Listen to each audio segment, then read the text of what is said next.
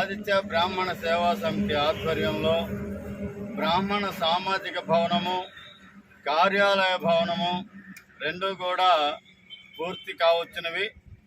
ఈ నెల 17వ తేదీ అర్ధరాత్రి 3:09 గృహప్రవేశము, 18 ఉదయం 8 గంటలకు సామూహిక సత్యనారాయణ స్వామి వ్రతాలు జరుగుతాయి. తదనంతరం తీర్థ ప్రసాదాలు అందించడం జరుగుతుంది.